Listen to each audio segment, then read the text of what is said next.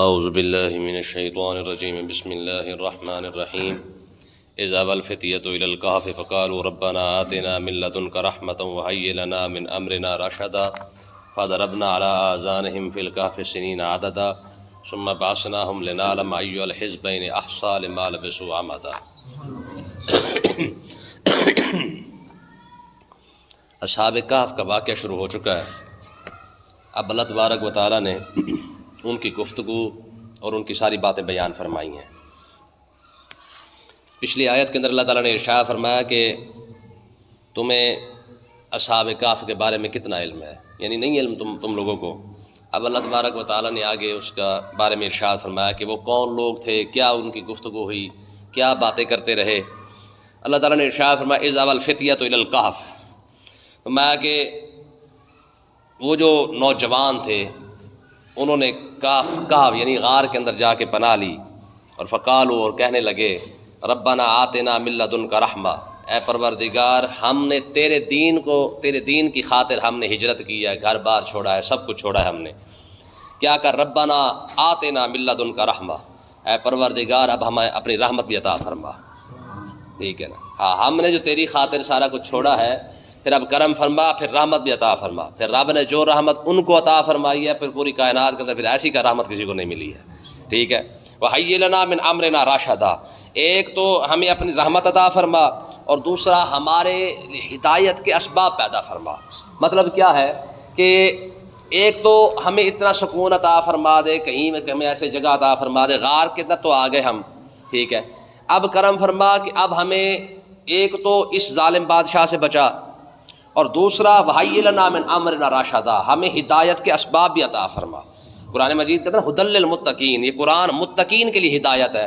اب بندہ سوچے کہ یار جو پہلے ہی متقی ہے اس کے لیے کیا ہدایت ہے، حالانکہ قرآن کے الفاظ ہے نا ذالک الکتاب لا ریب فیہ ہدی للمتقین، کہ یہ قرآن متقین کے لیے ہدایت ہے۔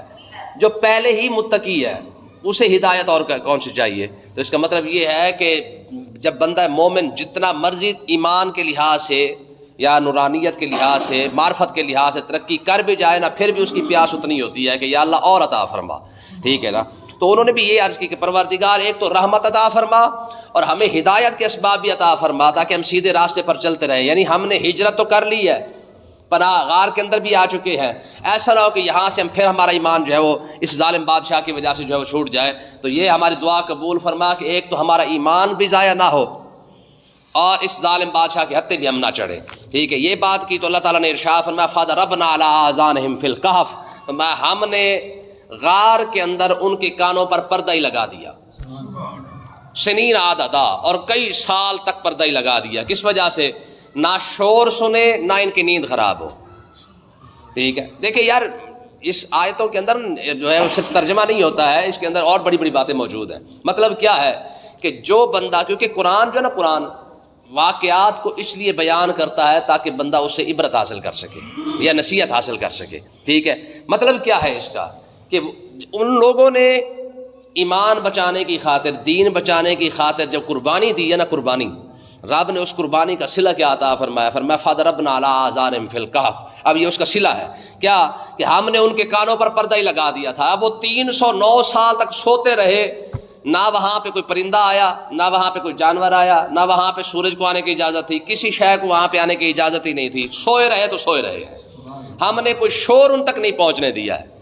ٹھیک ہے، نہ کوئی ہارن، نہ کوئی گڈی والا، نہ کوئی سلنسر کڈر والا، چکر ہی کوئی نہیں تھا۔ ہم نے ان تک شور پہنچنے ہی نہیں دیا۔ ظاہر ہے شور ہوگا تو پھر آنکھ کھل جائے گی، بیدار ہو جائیں گے۔ تو آپ اندازہ کریں کہ 309 سال تک ان کی کانوں تک کوئی ایسی آواز ہی نہیں پہنچنے دی رب نے کہ جو ان کی نیند کو خراب کر دے۔ ٹھیک ہے، کتنی بڑی بات ہے۔ ٹھیک ہے، یہ دیکھو نا، یہ انعام ہوتا ہے، انعام پھر ایسے ملتے ہیں، پہلے قربانی بعد میں انعام ہے۔ ٹھیک ہے، اب انہوں نے جو ہجرت کی ہے، سب کچھ چھوڑا ہے، اور پھر میں نے آپ کو بتایا کہ وہ کوئی چھوٹے موٹے لوگ نہیں تھے۔ وہ کون تھے؟ وہ وزیروں کے بیٹے تھے، یعنی یوں سمجھ لیں کہ اس دور کے، یعنی ان کی حکومت تھی باقاعدہ۔ اب ایسے بڑے لوگ جب قربانی دیتے ہیں نا، تو اللہ تبارک و تعالیٰ پھر ان کو صلہ بھی ایسے دیتا ہے۔ حضور نے ارشاد فرمایا کہ جب بادشاہ کلمہ پڑھ لینا تو اس کی رعایا کا ثواب بھی اللہ تعالیٰ بادشاہ کو عطا فرماتا ہے۔ تو اس کا مطلب یہ ہے کہ اگر حاکم بندے کا پتر بن کے چل رہا ہو اور اس کی وجہ سے اگر رعایا بھی اگر آرام مطلب ہے کہ اسی طریقے سے چلتی رہے، حاکم انہیں اچھے طریقے پہ یعنی دین کی طرف لاتا رہے، تو اللہ تعالیٰ حاکم کو دوہرا ثواب عطا فرماتا ہے۔ تو اگر حاکم ہی خبیث ہو جیسے ہمارے ہیں، ٹھیک ہے، تو پھر نتیجہ کیا نکل گیا؟ فقالوا ربنا، قرآن مجید کیا تھا؟ ضعفین من العذاب ولعنہم لعنا کبیرا، ٹھیک ہے، ضعفین من العذاب، یعنی قرآن یہ قیامت کے دن اللہ تبارک و تعالیٰ کی بارگاہ اقدس میں یہ رعایا اور کارکن عرض کریں گے کہ پروردگار یہ جو ہمارے لیڈر ہیں ان کو ڈبل عذاب دے، ان کو کیا کر؟ ضعفین من العذاب، ان کو ڈبل عذاب دے، ولعنہم لعنا کبیرا، اور ان پر لعنت بھی سب سے بڑی کر، کیونکہ یہ اسی کے حقدار ہے، یہ خود تو برباد ہوئے ہمیں بھی ساتھ لے ڈوبے، ٹھیک ہے۔ تو اللہ تبارک و تعالیٰ نے ارشاد فرمایا کہ ہم نے پھر ان کو صلہ اور جزا کیا دی ہے، ان کو انعام کیا دیا ہے؟ فضربنا علی آذانہم فی الکہف سنین عددا، ہم نے جناب اللہ کئی سال تک، یعنی جب تک وہ سوتے رہے ہم نے ان کے کانوں تک کوئی شور نہیں پہنچنے دیا۔ ثم بعثناہم، پھر ہم نے ان کو اٹھایا یعنی جگایا، ٹھیک ہے۔ کس لیے جگایا؟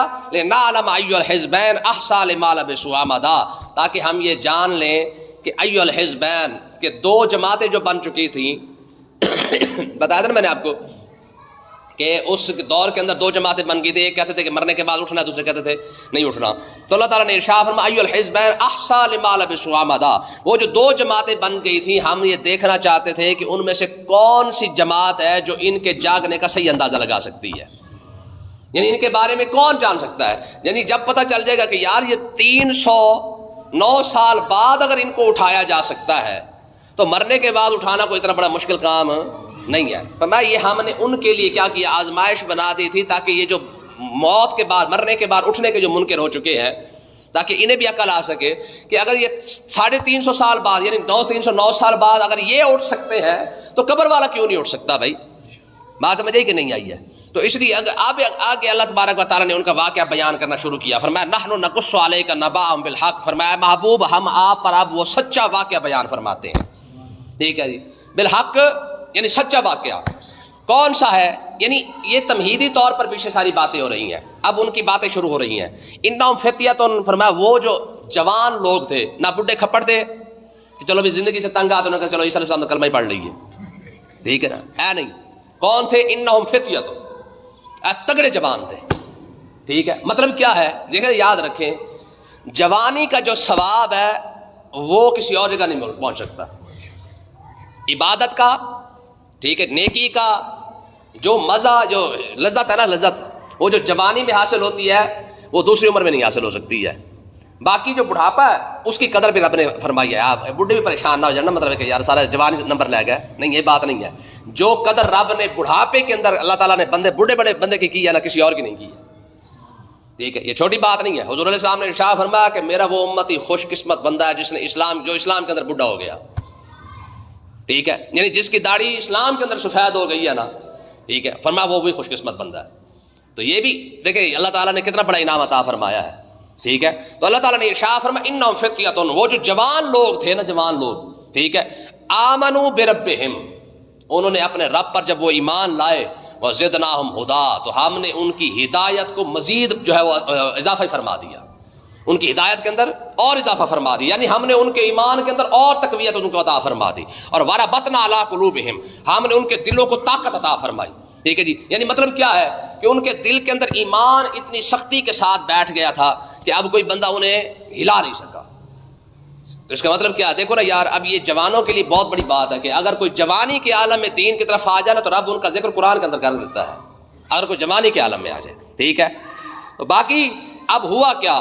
اذ قاموا، وہ جناب بادشاہ کے سامنے کھڑے ہو گئے، فقالوا، کہنے لگے ربنا رب السماوات والارض، بادشاہ کو منہ پر انہوں نے کہا بھائی سیدھی بات ہے، ربنا رب السماوات والارض، ہمارا رب تو وہ ہے جو آسمان اور زمین کا رب ہے، بس اللہ اللہ خیر چلے، ٹھیک ہے، ہم اس کے علاوہ کسی کو نہیں مانتے۔ بھائی ہم تو بھائی اس مالک کو مانتے ہیں، اس خدا کو مانتے ہیں جو آسمانوں کا بھی پالنے والا اور زمین کے اندر جو رہنے والے ان کا بھی پالنے والا ہے۔ لن ندعو من دون الہا، اس کے سوا ہم کسی خدا کو نہیں مانتے، ٹھیک ہے، یہ ایمان ہے، ٹھیک ہے۔ جب بندے کا ایمان اس لیول کا ہونا، لن ندعو من دون الہا، اس کے سوا ہم کسی کے آگے جھکتے، اس کے سوا ہم کسی کو پکارتے ہیں ہی نہیں، ٹھیک ہے۔ کلمے کی پہلی بنیاد یہی ہے، کلمے کی پہلی بنیاد یہی ہے۔ لا الہ کا مطلب کیا ہے؟ الا اللہ تو بعد میں آ رہا ہے نا. پہلے فرمایا پہلے ساروں کا انکار تو کر. بندہ لا الہ الا اللہ کہنے کے بعد بھی امریکہ کے آگے جھک جائے تو لا الہ کہاں پڑا ہے؟ ہم سمجھتے ہیں کہ صرف بت پرستی کا نام بس جو ہے کفر ہے. یاد رکھیں جب ہمارے بزرگ ہیں نا، بزرگ وہ جو ترجمہ کرتے ہیں وہ بڑا تگڑا ترجمہ کرتے ہیں. وہ کہتے ہیں کہ رب کے مقابلے میں جو بھی آ جائے ہے تو کفر. کلمہ پڑھ کے بھی بندہ پیسے کے آگے جھک گیا ہے، کلمہ پڑھ کے بھی بندہ نوکری کے آگے جھکا ہوا ہے، بندہ کلمہ پڑھ کے بھی بندہ عہدے کے آگے جھکا ہوا ہے. ٹھیک ہے، ایمان کہاں رہا؟ ہم صرف مانا کرتے ہیں بس وہ بتوں والا جو جی وہ کافر ہو گئے تو مسلمان ہو گئے. بھائی اس سے اگلا ترجمہ بھی تو کرنا. علامہ اقبال نے کیا کہا تھا؟ اگرچہ بت ہے جماعت کی آستینوں میں، مجھے ہے حکم ازا لا الہ الا اللہ. جماعت کی آستینوں میں بت کون کون سے ہیں؟ کبھی غور کیا ہے؟ صرف وہ بت نہیں ہے جو پتھر کے بنے ہوئے ہیں. انا کا بت ہے، تکبر کا بت ہے، غرور کا بت ہے. کتنے بت ہے؟ ٹھیک ہے جی، حسد کا، ہرس کا، لالچ کا، بغض کا، تکبر کا، غرور کا. ٹھیک ہے، انا کا. یہ 30 روپے جو قتل ہوا ہے جو بندے اناج پر قتل ہوئے نا، ہولا کون ہو؟ سارے تو تگڑے ہیں. 30 روپے یعنی یوں اندازہ کرے 4 بندے قبر میں لے گئے. یہ کس بت نے، یہ انا کے بت نے جو ہے وہ بندوں کو قبر میں باڑا ہے. ٹھیک ہے نا، یہ وجہ. ضروری نہیں کہ صرف پتھر والے ہی بت اور سارے وہی غلط ہے. ان کے آگے یہ بھی بت کھڑے ہوئے ہیں. پیسے کا بت نہیں ہے. ٹھیک ہے، کیوں جی؟ بندہ رب کے سامنے، رب کا ماننے والا بھی پیسے کے آگے جھکا ہوا تو ہے، رب کا ماننے والا عہدے کے آگے جھکا ہوا تو ہے، رب کا ماننے والا امریکہ کے آگے جھکا ہوا تو ہے، کفر کے آگے جھکا ہوا تو ہے. ٹھیک ہے، تو اللہ تعالیٰ نے کیا ارشاد فرمایا؟ فرمایا کہ ان لوگوں کی ذرا بات بھی چیک کرو. فرمایا وہ کتنے تگڑے لوگ تھے، یعنی ان کا ایمان کس لیول کا تھا. ہم تو کہتے ہیں یار مٹھا مٹھا بات ٹھیک ہے یار، کسی کے سامنے کی گل کرنی. ٹھیک ہے، میں یہ لوگ ہیں کون سے؟ انہوں نے کہا بھائی سیدھی بات ہے، لن ندعو من دون الہا، ہم رب کے سوا کسی کو نہیں مانتے. تو بادشاہ تو اپنے گھر ہوگا، جہاں بات آئے گی نا ایمان کی، میں تیری کوئی حیثیت کوئی نہیں، ہم نہیں مانتے تجھے. لقد قلنا اذا شططا، اگر ہم اس کے علاوہ کوئی بات کریں پھر تو حد سے بڑھنے والے ہم بھی ہو جائیں گے. تم بھی حد سے بڑھ گئے، ہم بھی حد سے بڑھ جائیں گے، پھر ہمارے پلے کیا رہے گا؟ ٹھیک ہے.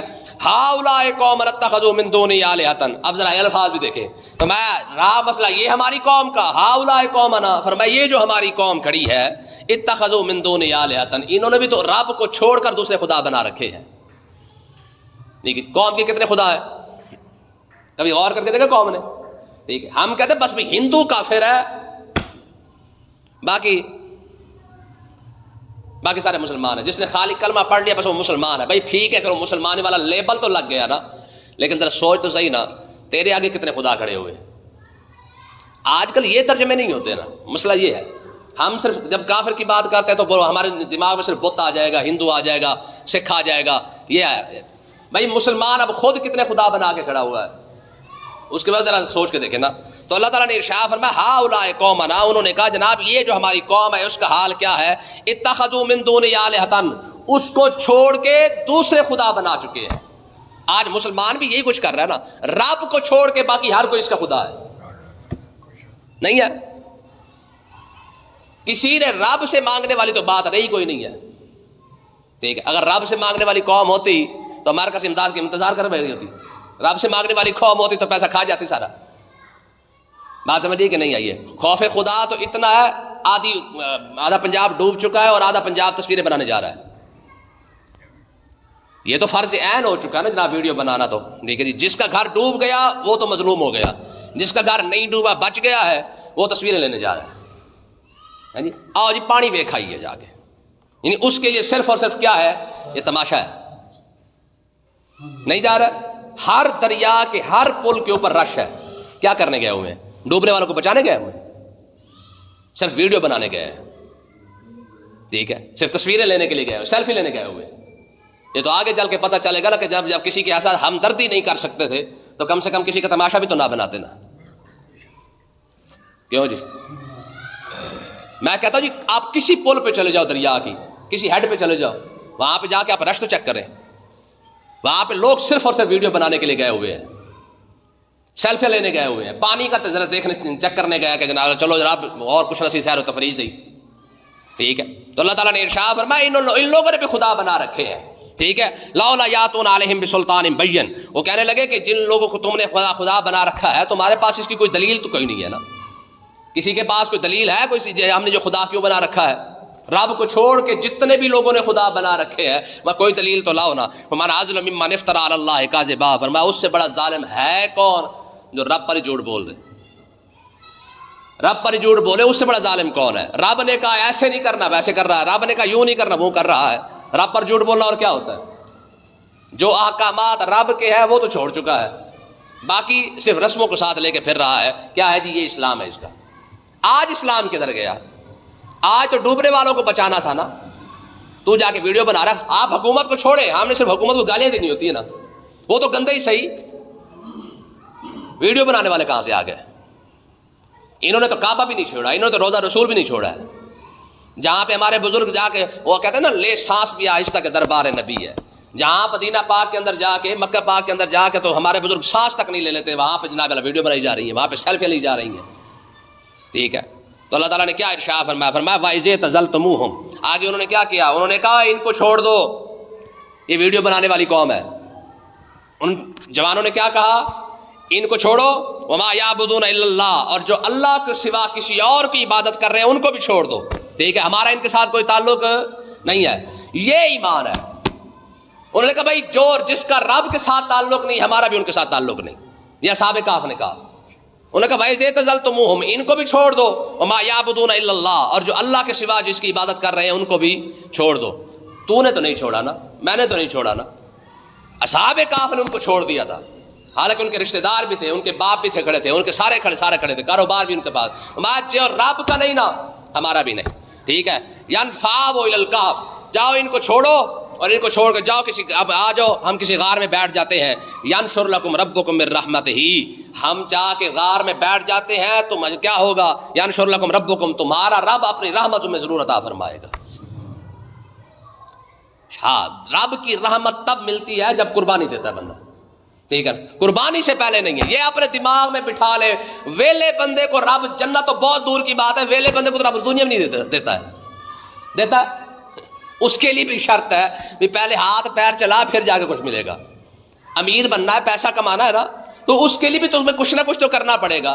اب ویلا کھانے والے بندے کو تو رب کچھ بھی نہیں دیتا، اور سچی بات یہ ہے کہ اگر آپ حدیث پاک پڑھ کے دیکھیں نا، ویلے بندے کو تو رب پسند بھی نہیں کرتا، ویلا بندہ رب کو پسند ہے ہی نہیں، ٹھیک ہے؟ وَيُحَيِّ لَكُم مِّنْ أَمْرِكُم مِّرْفَقًا، فرمایا کہ تمہارا رب جو ہے وہ تمہیں اپنی رحمت بھی عطا فرمائے گا، تمہیں اپنے ہدایت کے اسباب بھی تمہیں عطا فرما دے گا، اچھا ٹھکانہ بھی عطا فرما دے گا۔ تم ان کو چھوڑو۔ جب انہوں نے ہمت کر کے پھر ان کو چھوڑا نا، پھر اللہ تبارک و تعالیٰ نے پھر ان کو ٹھکانہ بھی عطا فرمایا، نیند جیسی نعمت، دیکھیں نا جی آج 20 گولیاں کھاتے پھرتے ہیں، ان کو 300 سال نیند کیسے آ گئی؟ ابھی اور کر کے دیکھا؟ یعنی اسی نقطے کو پکڑ کے دیکھ لیں کہ ہمیں نیند کے لیے گولیاں چاہیے اور وہ 300 سال ہی سوئے رہے، کیوں؟ کیونکہ یہ ایمان بچانے کا انعام تھا۔ تو اس کا مطلب یہ کہ آج بھی کوئی بندہ اپنے ایمان کی حفاظت کر لے تو رب نیند کے سکون جو ہے نا وہ ضرور عطا فرما دیتا ہے، اور صاحب ایمان بندہ آج بھی سکون سے سوتا ہے، ٹھیک ہے؟ چاہے وہ جھوپڑی کے اندر ہو چاہے وہ محل کے اندر ہو، نیند ضرور آ جائے گی۔ اور آج بے سکونی وجہ کیا ہے؟ اس کی وجہ یہ ہے کہ ہمارے پلے ایمان ہی کوئی نہیں رہا ہے۔ حضرت فاروق اعظم کو روم کے سفیر نے کیا کہا تھا؟ کہا عمر تو منصف بندہ ہے، تو آج جناب کیا کہتے ہیں اینٹ رکھ کے جو سوتا ہے تو نیند آ جاتی ہے، اور ہمارے خبیثوں کو تو تخت پر بھی نیند نہیں آتی ہے، ٹھیک ہے؟ ہمارے خبیث وہ تو 20 گاڑیوں میں پھرتے ان کو پھر بھی نیند نہیں آتی ہے۔ تو یہ نسخہ یاد رکھے، پلے ایمان ہو نا، پھر جہاں مرضی آپ چٹائی بچھا کے سو جائیں، رب نیند دے دے گا۔ صحابہ کرام کو نیند کہاں پہ آ گئی تھی؟ این لڑائی کے موقع پر، فَأَنزَلَ السَّكِينَةَ عَلَيْهِمْ، ٹھیک ہے؟ قرآن مجید کے الفاظ ہیں، میں لڑائی سے 2 منٹ پہلے، گھنٹہ ڈیڑھ پہلے ہم نے سارے صحابہ کو سلا دیا تھا، ٹھیک ہے؟ تب اندازہ کریں اس کا مطلب کیا نکلا کہ جو شخص چاہتا ہے نا کہ اسے سکون کی نیند آئے بغیر گولی کھائے، پہلے اپنے ایمان کی فکر کرے، رب جیسے ایمان کی فکر کرے گا رب بغیر گولی کھائے نیند بھی عطا فرما دے۔ اللہ پاک سمجھنے کی توفیق عطا فرمائے۔